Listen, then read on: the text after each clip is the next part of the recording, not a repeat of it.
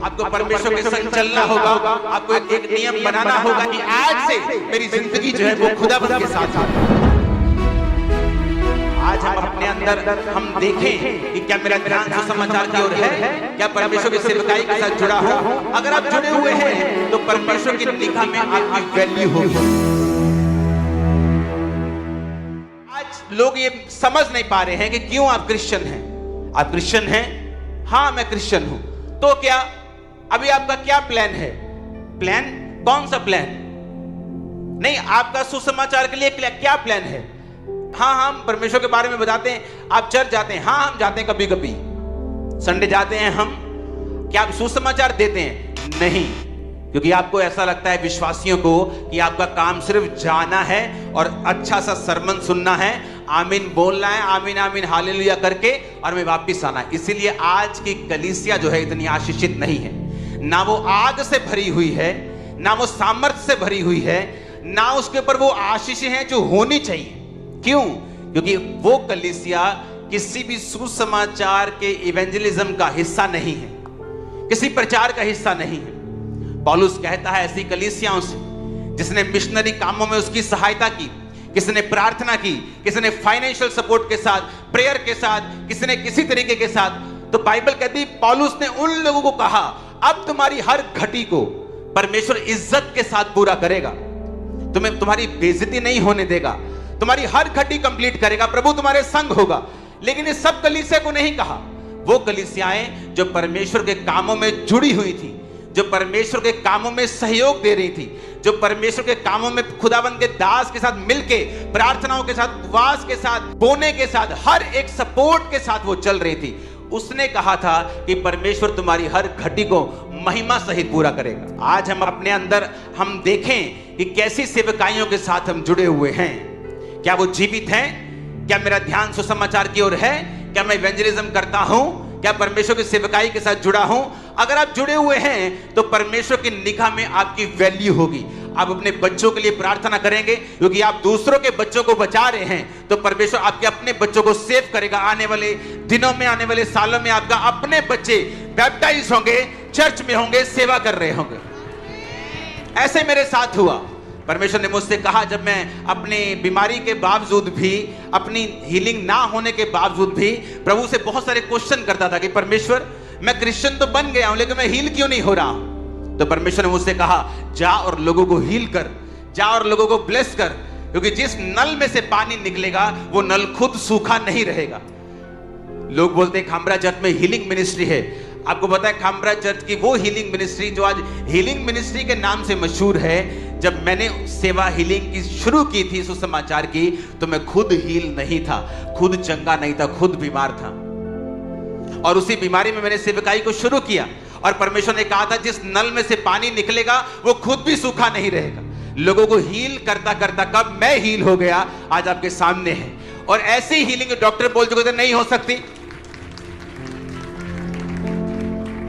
जलंधर के बहुत बड़े डॉक्टर हैं, वो जलंधर के आई थिंक अगर जलंधर के पहले 2-3 MBBS या MD डॉक्टर कोई होगा जलंधर शहर का, जहां जो एशिया में जिसके सबसे अधिक हॉस्पिटल जलंधर में है।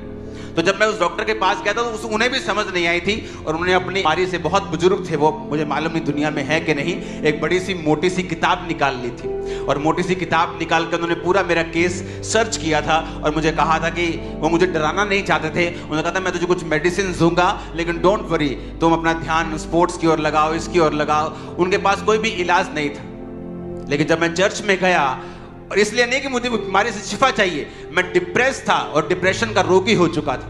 और जब मैं चर्च में गया और मुझे नशों से परमेश्वर ने आजाद किया और डिप्रेशन से आजाद किया, और इन्होंने बाइबल पढ़ रहा था, बाइबल में मेरी हीलिंग के बारे में एग्जैक्ट जिक्र था जो मेरे को बीमारी थी, और मैं वहां रोने लग गया था कि मैंने कहा क्या परमेश्वर ये कर सकता है। मैंने अपने पास्टर से पूछा, मैं 3 महीने का बेशुद्ध, मैंने कहा क्या प्रभु ये कर सकता है मेरी लाइफ में, क्या ये कर सकता है, क्या सचमुच प्रभु ये कर सकता है मेरी लाइफ में। उन्होंने कहा हाँ प्रभु सब कुछ कर सकता है। तो मैं हर टाइम, अगर मैं पुरानी बाइबल जो मैंने मेरी वाइफ को गिफ्ट दी है, अगर मैं आपको निकाल के दिखाऊं तो वो उस जगह से येलो है, क्योंकि मेरे सिर पे अनॉइंटिंग ऑयल लगा रहता था और मैं ऑयल बाइबल पे ऐसे हाथ सिर रख के रोता रहता था घंटों, ये क्या प्रभु ये हो सकता है। जिस चीज को इस जलंधर का सबसे बड़ा डॉक्टर बड़ी पोथी लेके बैठ गया था और रिस्पॉन्स नहीं, मैंने को दिया था, क्या ये हो सकता है? आज वो हुआ। जब मैंने पूछा था उसके 10 साल बाद हुआ, लेकिन हुआ जरूर। ये क्रिश्चियन जर्नी आपको अपनानी होगी, आपको परमेश्वर के संग चलना होगा, आपको एक नियम बनाना होगा, एक फैसला करना होगा कि आज से मेरी जिंदगी जो है वो खुदाबंद के साथ होगी। तो शैतान तो डंडा लेके खड़ा ही है, वो मैं जानता हूं उसको, वो आपकी लाइफ में काम नहीं कर सकता, लेकिन जब वो एक व्यक्ति को परमेश्वर से दूर देखता है वो काम करता है। परमेश्वर ने मना नहीं किया जा और सूरों के झुंड में चला जा। परमेश्वर ने मना क्यों नहीं किया? क्योंकि वचन कहता है जहां बाड़ा टूटेगा सांप उसको डसेगा। आप वचन तोड़ेंगे, सांप डसेगा, उसमें परमेश्वर का कसूर नहीं है। परमेश्वर का कोई लेना देना उस इंसिडेंट में, उस मुश्किल में, उस ट्रबल में परमेश्वर का कोई लेना देना नहीं है। ये आपका डिसीजन था खुदाबंद से दूर जाना। एक छोटा बच्चा अपने माता पिता से जब तक नजदीक रहेगा सुरक्षित रहेगा। अगर वो जिद करके दूर जाना चाहेगा तो वो अपनी सेफ्टी का खुद जिम्मेवार है। परमेश्वर ने आपको एक संबंध, एक रिलेशनशिप बिल्ड करने के लिए बुलाया है। जो परमेश्वर के असली विश्वासी होते हैं ना, वो परमेश्वर की प्रेजेंस में ज्यादा कंफर्टेबल होते हैं, और जो नकली विश्वासी होते हैं वो दुनिया में ज्यादा कंफर्टेबल होते हैं। वो मैरिजेस में, पार्टीज में ज्यादा कंफर्टेबल हैं, गानों में कंफर्टेबल हैं, लेकिन परमेश्वर का जो असली जन है वो अपनी प्रार्थना के रूम में कंफर्टेबल है। वो अपनी प्रार्थना के कमरे में जहां खुदाबंद से वो रोज बात करता है, उसे ऐसा लगता है कि जिस तरह मछली को पानी में दोबारा डाल दिया जाए और मछली पानी में अपने जीवन के साथ घूमती फिरती है, एक असली विश्वासी ऐसा ही होता है।